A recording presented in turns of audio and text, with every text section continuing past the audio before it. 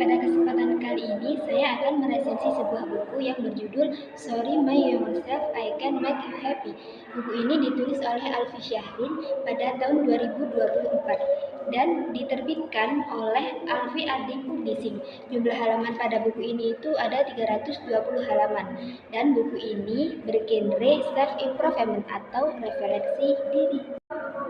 Sinopsis dari buku ini adalah, buku ini tuh merupakan sebuah pengakuan yang tulus dari seorang dewasa kepada versi dirinya yang telah rapuh di masa lalu. Pada buku ini, penulis mengajak pembaca untuk melakukan perjalanan waktu dalam diri, mulai dari masa kecil, masa remaja, hingga masa dewasa yang berisi beban dan pilihan hidup yang sangat kompleks. Di dalam buku ini juga mendorong pembaca untuk berdamai dengan masa lalunya, memaafkan diri sendiri atas kesalahan dan keputusan yang telah diambil, serta belajar tumbuh dari pengalaman tersebut. Dan ada salah satu quotes nih yang sangat saya suka, kebahagiaan bukan sesuatu yang bisa didapat dari masa lalu, melainkan sesuatu yang harus diciptakan di masa kini melalui kerayaan menerima diri dan melangkah untuk maju. Kelebihan dari buku yang telah saya baca adalah yang pertama, gaya bahasa itu mudah dipahami dan sangat cocok untuk pembaca yang sedang mencari bacaan refleksi diri yang ringan tapi bermakna. Yang kedua, terdapat pesan-pesan penting tentang memaafkan diri sendiri serta untuk menciptakan sebuah kebahagiaan di masa kini. Dan yang ketiga, desain dan layout dari buku ini tuh sangat menarik, membuat pembaca nyaman untuk membaca sebuah bukunya.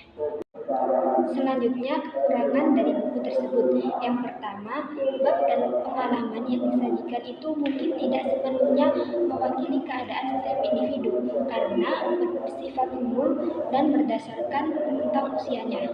Dan yang kedua, pesan yang disampaikan itu terkadang terasa berulang, terutama bagi pembaca yang sudah familiar dengan topik self-help. Adapun kesimpulan dari buku ini adalah, buku ini itu sangat direkomendasikan bagi siapa saja yang ingin berdamai dengan masa lalunya, terutama anak muda dalam proses pencarian jati diri. Dan buku ini tuh bisa menjadi teman sekaligus motivasi dalam penerimaan diri, pengembangan pribadi, dan membangun masa depan yang lebih baik. Dari buku yang telah saya baca, saya dapat mempelajari bahwa masa lalu itu bukan untuk disesali, tetapi untuk dipahami dan dimaafkan. Dan di dalam buku ini menekankan bahwa sebuah kesalahan, luka, dan ketidaktahuan yang pernah kita ambil di masa lalu itu adalah sebuah pengalaman yang membentuk kedewasaan.